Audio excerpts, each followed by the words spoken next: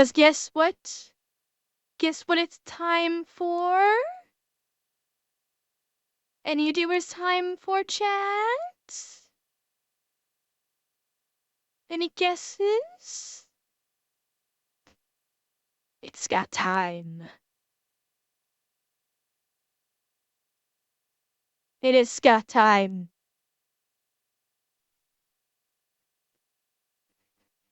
Yes. Let us check. So Scott apparently is going to be showing us the duty weapons of the Kentucky State Police. Should be interesting. So I'm guessing he's got a lot of familiarity with these weapons. So this should be, well, no spoilers. No spoilers, Shadow. All right. Scott, let's do it. Frickin' mute. Every time.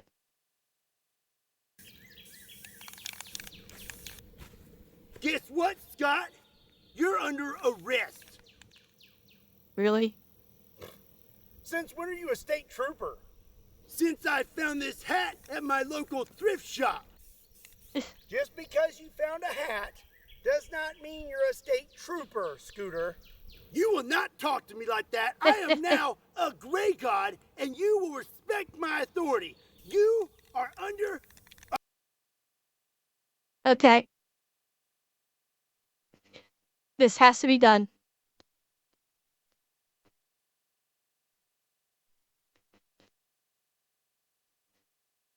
Respect my authority!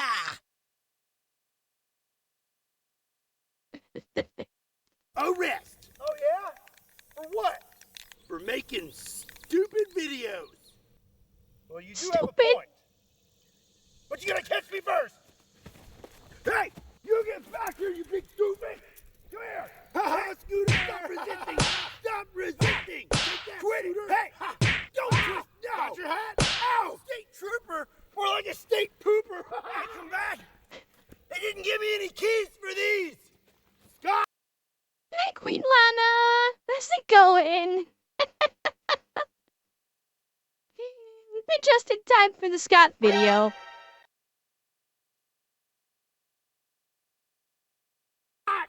It's not funny anymore! Bang, bang, bang, bang, bang, bang, bang, bang! What's up, everybody? My name is Scott, and you're watching Kentucky Ballistics. And today I have a very special video for you. We are going to check out all of the sidearms that the Kentucky State Police has been issued throughout the years. This has taken a while to get together, and I am very excited to show it to you. So let's go get set up and get started. Nonsense. Oh. Oh, hello. An anonymous user gifted a tier 1 subscription to Quilana78. Thank you. Whoever gifted the sub, thank you. And, nonsense, it was a little rough earlier. Chet had me almost in tears and hyperventilating, so it was a little rough, but not in a bad way. Oh god, here goes the table. Dang it!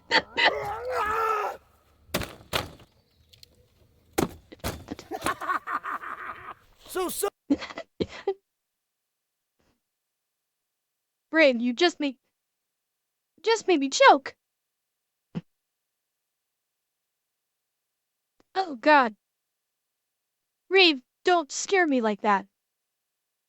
I was just having a drink and I thought someone actually did drop 10K. Oh, you scared me. Oh god. Oh! The timing on that one was just... I was right in the middle of taking a drink.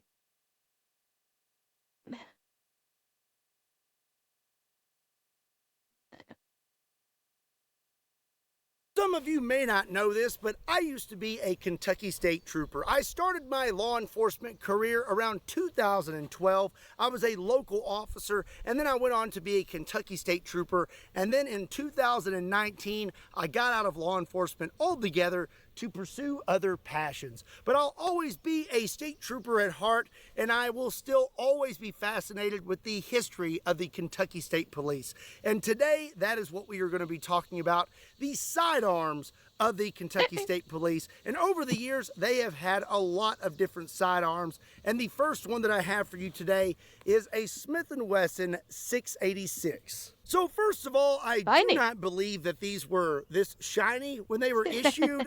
This one has definitely been polished up or something, but this is an authentic Kentucky State Police Smith & Wesson 686 chambered in .357 Magnum. And you can see there, it has the Kentucky State Police logo on the side. Kentucky State Police carry .357 Magnums as a standard firearm? Holy shit! They didn't fuck around. I thought that might have been a .38. Well.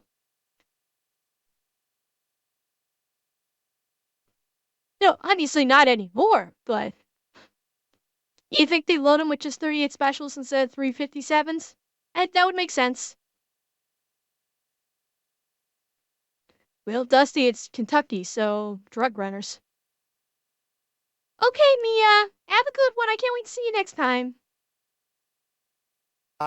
This thing has a 4-inch barrel and holds 6 rounds and is absolutely beautiful. So beautiful that I probably will not shoot this gun today. It's going to have a stunt double. I really don't want to get this thing dirty. From what I understand, this was the issued firearm for the Kentucky State Police up until about 1990, and then they switched to a semi-automatic.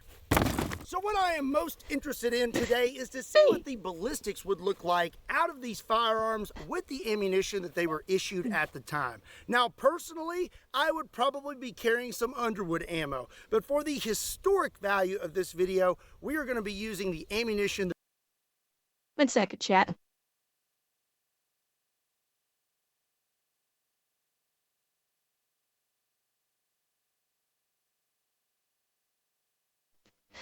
Sorry, I'm still kind of choking on that drink I choked on earlier.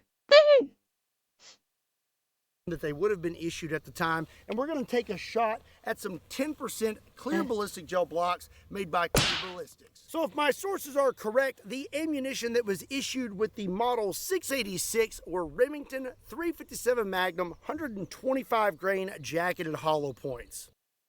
Yeah? So it looks like they weren't loaded with 38s. They actually loaded them with .357s. Damn. All right, here we go.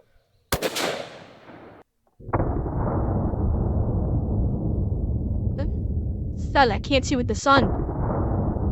Oh, there we go. Huh. Honestly, that had a bit less penetration than I was expecting. But look at the wound channel. Look at that right there. That's a nice expansion. If we're getting a good angle, that's a nice expansion right at the entry. That'll fuck you up. Well, for one, it is very hot today, and this gel is melting to this table. Let's take a look at our results. We stop in the first block. Oh shit, you can see through me? Hang on. Oh shit, I'm sorry. Hang on. I will fix. Yeah. Yeah, you should be able to see here. Okay, sorry about that.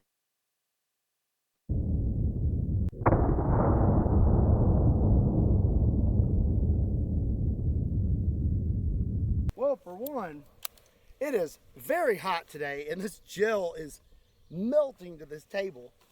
Let's take a look at our results. We stop in the first block. Yeah, that expansion is nice. Oh, look at this here. Oh, man. Jeez. We actually had quite a bit of expansion. Yeah. And that is a pretty good wound channel. And we continued on almost through the entire 16-inch block. There we go. Yeah. That is not too bad. There is. And that's interesting. You had a lot of expansion, but the round itself didn't really expand. that kind of really tells you about what kind of pressure was behind that bullet at impact, because if you saw there, let's see if I can back it up. The round itself didn't really expand. So that really that speaks a lot to how much power was the round was hitting the gel at the impact. Yeah, exactly, Doc. That's exactly what I'm talking about. You had that huge expansion at the front, but no actual mushrooming. That's really fascinating. Bad. There is not much left of that round, and that is because we delivered a lot of energy, and it looks like a lot of that round broke up in the first bit of that block. Oh, that's the explanation. So it didn't mushroom, it was the jacket flat out came off. Okay, yeah, exactly right, Doc. That makes perfect sense now.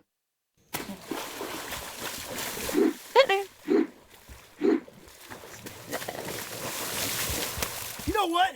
I love my 511 backpack, but you know what I don't love about it? It doesn't have an American flag patch. But that's okay, because right now you can celebrate the Stars and Stripes and get a free USA flag patch when you purchase any 511 bag. This is online or in store, and it's good Corey, until July 15th. you could be very right. Use That my link in the description heat down below. Buy softening any the bag gel and get a could US absolutely flag. be a factor. Big thank you to 511 for sponsoring today's video. Now let's get back to it. So the Kentucky State Police carried the 686 up until about 1990, and then they switched to a semi-automatic handgun. And the one they picked was a Smith & Wesson 1076. And this thing is pretty ridiculous because it's chambered in 10 millimeter. This particular firearm does not have the KSP 10 millimeter. Yeah. Holy suck is right. They carried it, and he said this was back in what, early 90s? They switched to this? They switched to a 10 mil back in the early 90s. Everyone else was running Berettas. Every other police department was usually running Berettas, or maybe Glock, and in 9 millimeter usually, but 10 millimeter. Holy, yeah, Tysell. Words right out of my, I was gonna say, holy shit.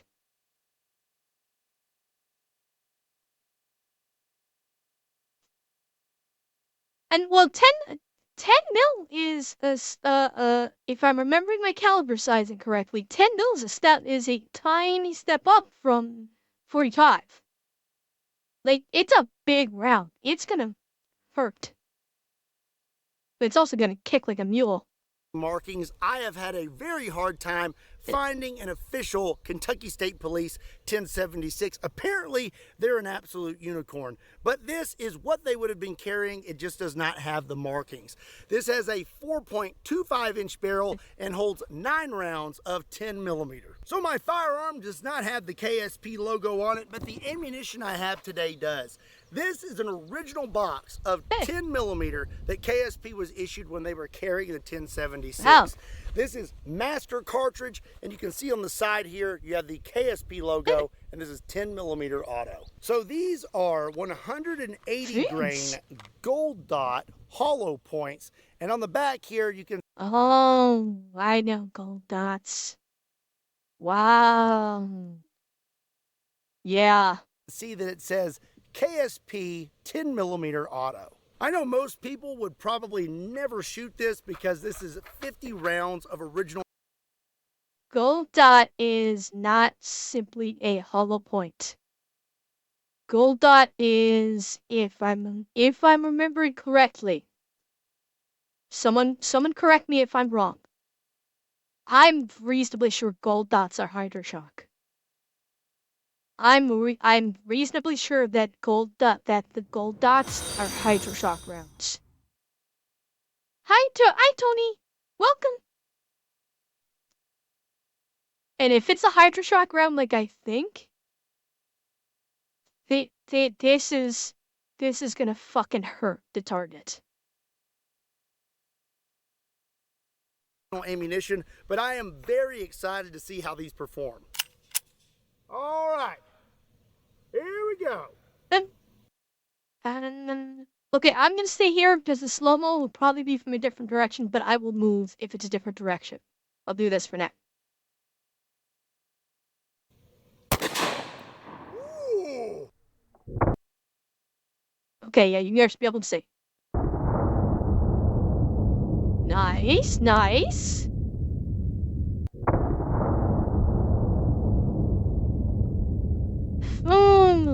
Okay.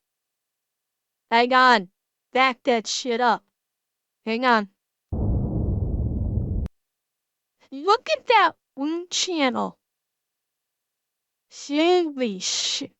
That wound channel is in some places double, in some places triple the width. Holy shit. And it made it into the second block. It made it all the way through. This is an exit wound. This is an exit wound right here. This is the round right here. No, it made it into the second block. You can see it right there. It made it into the second block. Wow. Okay. Let's check that out. Looks like we made it through the entire first block, and then we stopped in the second block. Right there. Looks like we made it into that block just about an inch, and then the round got sucked back out of there. And it expanded really well. Let's see. Check that out. Yeah, now that's what we would expect to see. That's what we didn't see on that 357. This is what we'd expect to see. Yeah, and that's what caused that wound jam. Yeah, because as soon as the round is designed, then as soon as it hits, it flowers. Yep. And that's what the gold dot does. Because don't forget, the 350. Oh, excuse me. The 357 was a hollow point also, and it did not balloon. This one did. The gold dot actually flowered. And there's where he damages. Yep. Exactly. Oh, that was We good. definitely had some good energy transfer, but we also had a lot of penetration. So from the looks of this test, I would say that the model 1076 would have been a good swap because you had more rounds and better performance. So KSP carried the model 1076 from 1990 to about the early 2000s. And around that time, they went from Smith & Wesson to Glock. They swapped to a Glock 35 chambered in 40 Smith & Wesson. So this Gen 4 Glock 35 is... Yeah, around this time, Oh, he said 19. Did he? Hang on. 76 from 1990 to about the early 2000s. And around model 1076 from 1990 to about the early 2000s. And around that time... Yeah, 1990. Yeah, 1990. Oh, wait. Hang on. Hang on. From the looks of this test, I would say that the model 1076 would have been a good swap because you had more rounds and better performance. So KSP carried the model 1076 from 1990 to about the early 2000s. Yeah, so they carried it from 1990. They carried that Smith & Wesson from 1990 to the early 2000s. Yeah. Yeah, that's all. Yeah. Oh, okay, Clockwork. I'm glad you were able to stop in and say hi, and hope you're able to be here tomorrow. Hi, and bye. And around that time, they went from Smith & Wesson to Glock. They swapped to a Glock 35 chambered in 40 Smith & Wesson. So this Gen 4 Glock 35... And that's what everybody was running probably back in the early 2000s. The 40 was the darling caliber for all law enforcement because it was supposed to be this happy medium between 9mm and 45. You could carry the volume capacity of the 9mm, but you were closer in higher caliber rate to the 45. And I've heard from some people they don't like it. Some people they don't care, but I don't know. I don't know if it quite hit that happy medium they were hoping to get. Is very special to me because this was my actual duty weapon when I was KSP. I was issued this in the academy and I carried this one the majority of my career. This has a 5.3-inch barrel. As you can see there on the front, we have the KSP logo. On the top, you have the slide cutout, and this thing holds 15 rounds of 40 Smith & Wesson. So when I was lugging this thing around, I was issued 40 Smith & Wesson Spear Gold Dot 180 grain jacketed hollow point. And a little fun fact for you, I was top of my class in firearms training. I shot 100%, but there is one cadet out there who would try to tell you otherwise, but I know that I am the reason that you can't sleep at night, Brad. Okay, settling the debate once and for all. 40 Smith & Wesson versus 10 mil. Yeah, not as much. So good.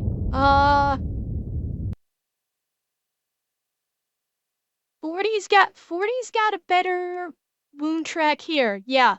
Well, I mean, 40 got the penetration, and I think 40's gotten, because this is the 40 here. I think the 10 mils does better on the exit expansion than the 40 does, but they both seem to have pretty good entry wound channels there. Yeah. Oh yeah. Well, it went this far. Here's where the round is, right here. So it ended here and then went right back. But yeah, it's definitely similar starts. Yeah. Oh, would you look at that? The 10 millimeter went a little bit further than the 40 Smith & Wesson, but we still had really good performance. So we have 10 mil right here, and then this is the 40 Smith & Wesson. They are very, very similar. Oh, that's actually, it's looking pretty good. Yeah, that expanded real nicely. Yeah. Hey. I'd say it's probably about the same level of expansion that the 10 mil had. So that's not bad. That's not bad at all. So the Glock 35 was carried from the early 2000s, and then around 2018, KSP swapped from that to 9mm. Now the current issue from 2018 to present is a Gen 5 Glock 17 chambered in 9mm. If my sources are correct, the ammunition that is issued with this firearm is Spear Gold Dot G2s. These are 9mm, 147 grain. Let's see how they perform compared to our other ammunition.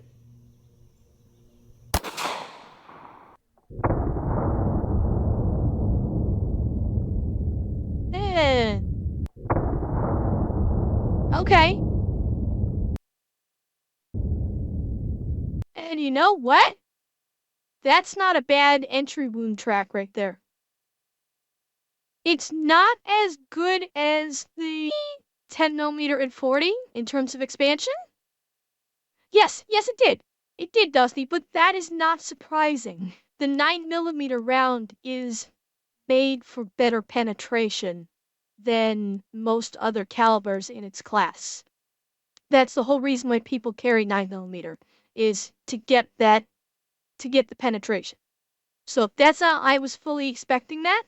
So yeah, exactly. Yeah, Talos, because like I said, this is the 10mm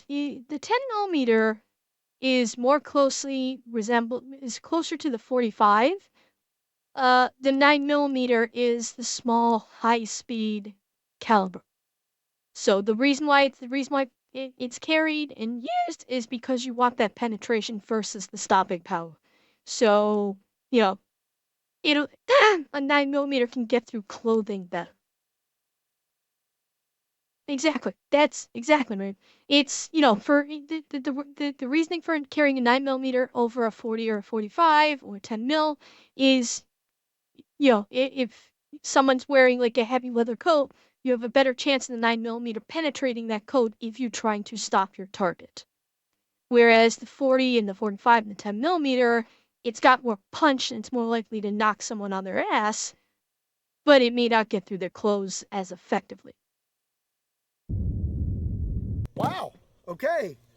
Looks like the 9mm penetrated further than all of our other rounds. Went further than expected. the 357, the 40 Smith & Wesson, and the 10 mil. Good question, You can see Commodore. right here. I actually got an even better view through here. You have a pretty clear view there of all of the wound channels, and you can see that the 9mm has went the furthest. There it is right there. Oh, wow. That's actually beautiful. Check that out. Nice. That's some good flowering. That's some good flowering there. Well, I mean, Tycel, it's supposed to try and simulate human flesh, so... That is a mean looking little round. So I would argue that the 357 Magnum and the 10mm are probably going to be delivering a more energy, but it looks like the 9mm wins when it comes to penetration. So that was all the KSP sidearms that were issued and are currently issued. And when it comes to duty weapons, most agencies are packing Glocks, Smith & Wessons, SIGs, and things like that. But some agencies have been trying out something that's a little more slick. This is a Staccato 2011P. From what I understand, around 1,600 agencies have swapped to these, and I can see why. This thing is... Why does this look like someone tried to copy Terran Tactical? Let me rewind it a little bit. Get out of the way. Why does this thing look like they tried to copy Terran Tactical? Am I crazy?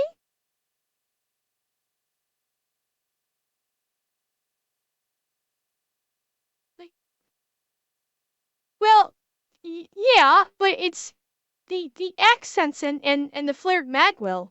Okay, so for those of you that don't know what I'm talking about, Terran Tactical, the Terran Tactical 45s, the guns that John Wick carried. The 45s that John Wick carried, those are Terran Tacticals.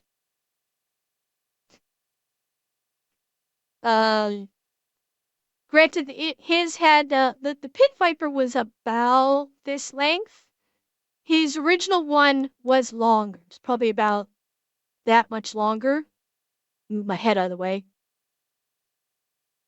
His original one from the first and second movie is probably about that long.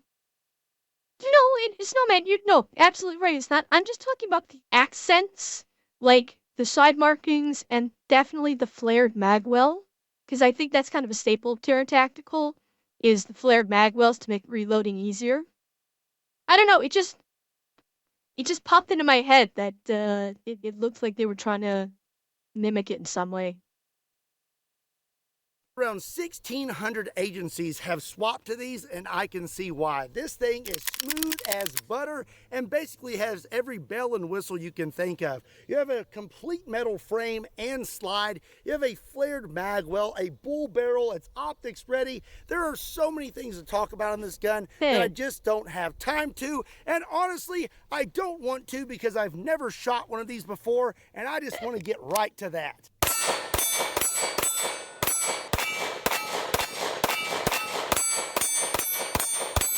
Today I also have this to try out, a Staccato 2011 XC, and as you can see it has a pretty sweet comp on the top. Let's see how this one does.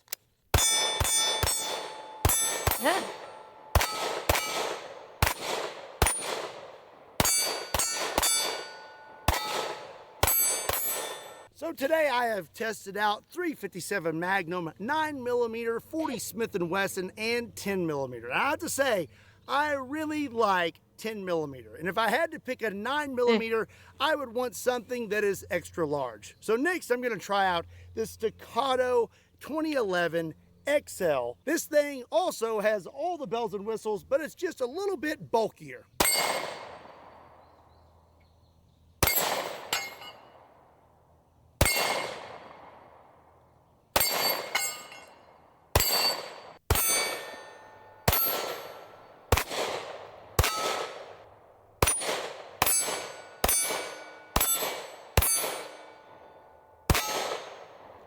Yeah, problem with this. Yeah, Raves, it's a nice sounding gun. I'm gonna assume it's a double action only, that it's not a single action. Because law enforcement wouldn't carry single action, they carry double action only. Yeah, I mean, it all three of them were really nice sounding. Um, looks like they're good performers too. This gun is it doesn't have unlimited ammo. So all jokes aside, if I was gonna start the Kentucky Ballistics Law Enforcement Agency and I had to pick a firearm for my sidearm, you know, I'd probably have to go with a 500 Magnum. Oh my god!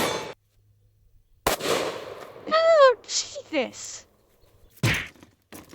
Well, I hope you enjoyed today's video. I definitely had a lot of fun making. Scott, you gotta warn me before you do that. I didn't even have a chance to react to it.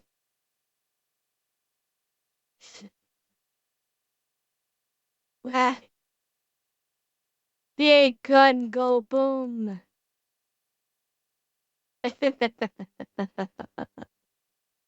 Making it. Bang, What bang, bang, was bang, your bang, bang, bang. favorite duty weapon? Let me know in the comment section down below.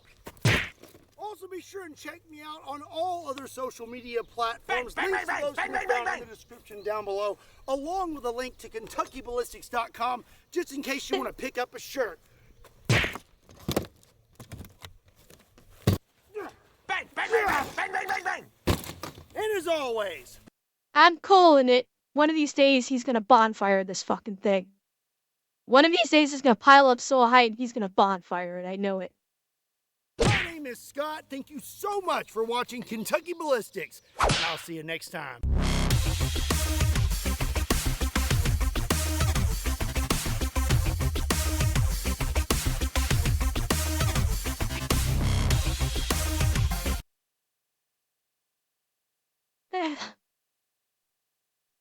Great video as always, Scott. Thank you, sir.